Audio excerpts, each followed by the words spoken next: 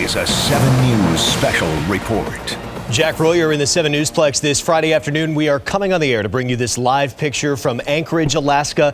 Happening right now, President Donald Trump has landed at a military base in Anchorage, Alaska, 700 miles away from Russia for a high-stakes summit with the leader of Russia, Vladimir Putin.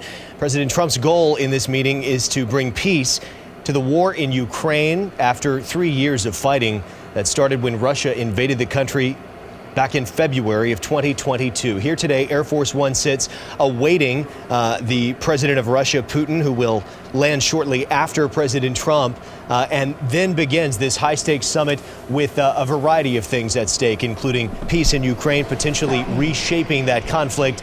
This, though, will be the first major meeting that Putin has had with any Western leader of significance since he last met with President Trump in 2018, especially since the war began, as he has largely been iced out by the international community. And today, President Donald Trump will meet with him once again. The last time these two met was in 2018 in Helsinki, Finland, a summit then that was equally lauded as something of great significance, and this today certainly one of the most pivotal moments of this second Trump presidency.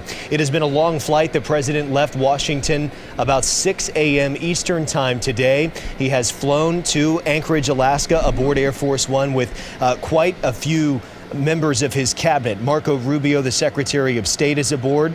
Scott Bessent, the Treasury Secretary. Howard Lutnick, the Commerce Secretary, is with the president, as is the CIA Director John Ratcliffe. Steve Witkoff, the Special Envoy, who has met with Vladimir Putin numerous times in Moscow since the Trump administration began this second term back in January, trying to make efforts to end the war, bring peace in Ukraine, construct some kind of deal between the two nations that could end the fighting. That has been President Trump's long-stated goal. Also with the president today on the American side, Secretary of Defense Pete Hegseth, one of the officials in Trump's cabinet who has been a bit more deferential to Moscow, perhaps open to a broader relationship with Russia, despite much of the international community and many members of the American delegation, as I said, sort of icing out Vladimir Putin since his invasion of Ukraine. And finally, a member of the delegation here, General Dan Kane, the chairman of the Joint Chiefs of Staff. As for Russian President Putin, he brings along Sergei Lavrov, the foreign minister, the long-serving foreign minister in Russia, who was seen yesterday in Anchorage wearing a sweatshirt that in Russian had the abbreviation for USSR. It has, of course, been Vladimir Putin's long-stated belief that the breaking up of the Soviet Union many years ago was a great disappointment, a great failure for that part of the world. And it is Vladimir Putin who has taken Russia from somewhat of a pro-European stance back into this era in which Russia is at odds with much of the West. Although President Trump has shown great deference to President Putin over the years, this summit marks the latest chapter in an evolving relationship between these two leaders as we watch and wait to see President Trump or any member of this U.S. delegation deplane Air Force One in Anchorage, Alaska. If you're just joining us now at almost 2:30, you're watching a 7 News special report as we await President Trump's arrival in Anchorage. His arrival has happened. We await the opportunity to see him come down the steps. And if you joined us a moment ago, you saw the setup of fighter jets alongside this stage that says Alaska 2025, theoretically a photo op for one or both leaders at some point through what is expected to be a long but a very intense day of meetings and discussions. The timeline, as we understand it, of what will occur now that President Trump has landed, President Putin and his delegation from Russia, which, as I mentioned, involve his foreign minister, several economic advisors, and his defense minister. The Russians are expected to land sometime after Air Force One here, but at the same U.S. military installation, a joint base in Anchorage, Alaska, again 700 miles away from Russia. So once both delegations are on the ground, we understand that is when the one-on-one meeting will occur. We will get a chance, we believe, to see both leaders together before they enter into a one-on-one meeting. presumably just the two of them, but unclear who exactly would be in the room for the actual meeting. Then we understand the group, the delegations from both countries will have a meal together, lunch, as Alaska is 4 hours behind Eastern time, and then that bilateral press conference we anticipate. Now, a major caveat in all of this is that President Trump has said for the past few days, and again today aboard Air Force One to Fox News Channel's Brett Baier, that if he does not feel like this meeting is going forward in a way that he deems satisfactory, which would be to achieve a ceasefire in the fighting between Russia and Ukraine, President Trump has indicated he will simply be willing to walk away. What that looks like remains unclear. What that would mean for the future of this conflict, for the future of Ukraine as a sovereign nation, for the future of the U.S.-Russia relationship remains unclear. But we are witnessing a very historic moment here today as the door aboard Air Force One is open, and we are yet to see any of the officials from the United States. Again, the last meeting between these two was Helsinki, Finland, back in 2018. Trump here today has said his goal is very simple. He wants a ceasefire. President Putin's goal, while murkier, has been fairly obvious. He wants to maintain control of certain parts of land in Ukraine that the Russians have been able to capture in their 3-year-long war after their invasion shortly after the 2022 Winter Olympics. He wants to maintain some of that land. However, Vladimir Zelensky, the president of Ukraine, has said that he will rule out any possibility of land swaps or giving up any of the territory that the Ukrainians have either ceded to Russia already as part of the war effort, or any agreement to bring peace that also comes with a land swap. He has ruled that out. So we have quite a few parties here with each different goals, quite a few different things to keep in mind as we await the opportunity to see what will happen here. We understand there will no longer be a one-on-one with Rubio, and Witkoff will attend this meeting with Donald Trump. So we believe now that the special envoy, who has been negotiating with Vladimir Putin in the past few months and weeks, especially with Vladimir Putin, will be the one to attend this meeting with President Trump. So it sounds like, from what we can gather, that the one-on-one meeting will include some members, perhaps just one, Steve Witkoff, a longtime friend and confidant of President Trump's, who will be in the room with the Russian president, who's ruled, you could say, with an iron fist over Russia for the last quarter century as he's come to power and instilled what he sees as Russia's future. Again, at odds with much of what the West believes, with much of what America has stood for many generations, and many presidents at that. President Trump is far friendlier to Vladimir Putin than other presidents have been in the past. Most have attempted to ice him out. And while many U.S. presidents have long believed that perhaps Vladimir Putin is someone they can do business with, perhaps someone that they can reason with if they could just be face-to-face with the man, it has become more apparent over the years that Vladimir Putin is indeed a former KGB agent. It is difficult to read him as we understand it, and difficult to do business with him, as many American presidents have come to find out. But President Trump will try again today after 2018, and this is the second meeting that they have had since he has been in office. This is his second term, his second attempt to meet with Putin, to reason with him, to bring about peace in a conflict that has been going on for over 3 years. Again, if you're just joining us, we are interrupting Live Golf at this hour to bring you this special report to watch and wait on the President of the United States to deplane Air Force One, along with his U.S. delegation, Secretary of State Marco Rubio. Not surprising to see him as part of these discussions. Of course, America's chief diplomat would be involved in something like this. What's perhaps more interesting is the overshadowing of what the U.S. has so far tried to do to punish Russia since their invasion 3 years ago. Much of it is centered around economic sanctions and trying at their best to cripple Vladimir Putin and his supporters as best they can economically. But today, Treasury Secretary Scott Bessent and Commerce Secretary Howard Lutnick are aboard. Many have speculated that that indicates that perhaps the U.S. is willing to loosen some economic sanctions to help Russia regain their footing as an economic power with Western economic interests as well. It remains to be seen exactly what will be negotiated here today, what could be on the table. President Trump has not explicitly ruled out much, but he has called for peace many, many times in this war.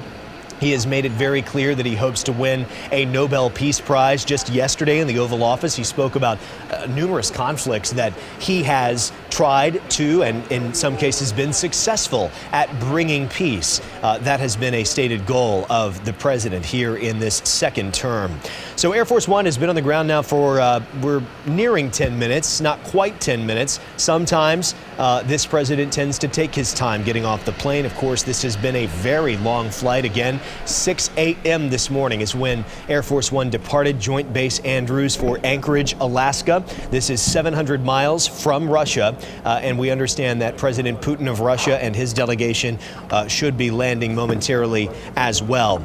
Trump has wanted a ceasefire. He said before leaving this morning he doesn't know if that is going to be today, that they agree to a ceasefire, that they come to terms, and he says he's not going to be happy if it is not today. So he's not incredibly confident that it can get done. He's made it very clear he's willing to walk away, but he does say that, and he said this morning, quote, he's not going to be happy if it is not today that he's able to achieve a ceasefire between these two leaders. Now, the elephant in the room here is who's not in the room. As I mentioned, Vladimir Zelensky, the president of Ukraine, has drawn the ire of President Trump numerous times since President Trump returned to the White House, most notably in February when Zelensky visited the White House in what became a very famous meeting heard around the world as sort of a blow-up occurred in the Oval Office, you may recall, between President Trump, Vice President J.D. Vance, and Zelensky in what has become so common over the years in the American psyche, indelible, that sight of the president and another leader sitting in the Oval Office discussing any number of things. That day, Mr. Zelensky, President Zelensky, sort of got into it with President Trump and with J.D. Vance over an issue really related to the lack of gratitude that the White House felt the Ukrainian leader was giving to the United States for all the help that the United States had provided to them. President Trump has also said long ago that he believes that Europe should do more to support Ukraine, to defend Ukraine, and that the United States should have to do less. That has become very evident over the past few days. Europe has remained unified behind Ukraine, even in the run-up to this meeting today and this historic moment. Volodymyr Zelensky meeting just this week with many European leaders, with the British Prime Minister Keir Starmer just yesterday. And Keir Starmer, among other European leaders, discussed what has been the most important part of any of these discussions to President Zelensky of Ukraine, which are security guarantees. You've heard that phrase many, many times as this issue has been discussed ad nauseum for years and years and years. President Trump saying he wants the civilian killings to stop. President Zelensky saying he wants security guarantees. He does not want the door to be closed, so to speak, on the possibility of Ukraine joining NATO, the North American treaty organization that would essentially provide them some layer of protection should Vladimir Putin or any dictator try to invade their country in the future, because of the agreement made between NATO nations that an attack on one is viewed as an attack on all. However, here Ukraine stands alone. They are not a member of NATO. They are a former territory of the Soviet Union, one of, I believe, 15 nations, now sovereign nations, that Vladimir Putin has made no secret of the fact that he would like to reinstate that map. He would like to redraw the USSR if he had it in his power. Famously did so by invading Crimea during the Obama administration. And now today, after 3 years of fighting, President Trump has landed in Anchorage, Alaska for this historic summit with the Russian leader Vladimir Putin. We've been watching this door now for about 10 minutes, awaiting the president of the United States to get off the plane with his delegation and come down. We will then see what happens. This is all so quickly evolving. It was just 1 week ago when we even got confirmation that this event would occur, that it would happen in Alaska, and that this made sense for the location, a U.S. military installation, a base there in Alaska where this meeting will take place over the course of the next few hours. It is 10:40 now in Anchorage, 2:40 Eastern Time. It has already been a long day for those traveling with the president, for the president himself, surely, along with Secretaries Rubio, Bessent, Lutnick, Mr. Ratcliffe of the CIA, Special Envoy Steve Witkoff, Secretary of Defense Pete Hegseth, and then General Dan Kane, who is the leader of the Joint Chiefs of Staff. Again, a mix of people with very different positions, beliefs, at least publicly, about Russia and how the United States should treat Russia. But such is the Trump cabinet, a large collection of people from very different opinions on many different issues. And today, we all come together with the eyes of the world on Anchorage, Alaska, as we await the results of this meeting. What is at stake here is anybody's guess, whether or not Russia really intends to pursue peace or negotiate peace remains unclear. Russian attacks in Ukraine in the past few days and weeks have quieted but not stopped. You've heard President Trump refer to this as he's felt like he's gotten tapped along. Those are the expressions he's used to describe how he believes Vladimir Putin has said one thing and then done another. That will not surprise anyone who has followed this conflict and followed Vladimir Putin, followed the U.S.-Russia relationship over the years, that President Trump or any American leader may feel that way. But here today is yet another effort at getting this war stopped. On Air Force One today, on the way to Anchorage, Alaska, President Trump spoke on the phone with the leader of Belarus, President Lukashenko, a longtime dictator of that nation, perhaps Russia's closest ally. And he spoke on the phone with Lukashenko and had what appeared to be a very glowing conversation. And again, that is very unusual in comparison to how other American leaders have treated President Lukashenko of Belarus, treated dictators like him, treated dictators like Vladimir Putin in the past. President Trump has a bit of a new approach here in deciding that he believes he can do a deal. President Trump has long said that he believes his greatest skill, his greatest thrill in life perhaps, is doing deals, and today would be the ultimate one. There are quite a few skeptics who believe that this is all for naught. They don't believe anything measurable will be achieved here. Chief among them, perhaps, is Volodymyr Zelensky, the president of Ukraine, who has said he does not believe that Russia is acting in good faith. He does not believe that President Putin wants to see peace at all, but is instead perhaps rearming and preparing for more offensive operations in Ukraine. And the former KGB agent, as he is, someone who is known to enjoy playing mind games with people, not only in his own country, his own cabinet, but with other leaders of the free world. We are watching this door. We are watching Air Force One as President Trump has landed in Alaska. We are yet to see him, but we will be watching this, and we will bring you more coverage of this historic summit as is warranted today right here on 7 News. For now, I'm Jack Royer. This has been a 7 News special report. This has been a 7 News special report. We now join regularly scheduled programs.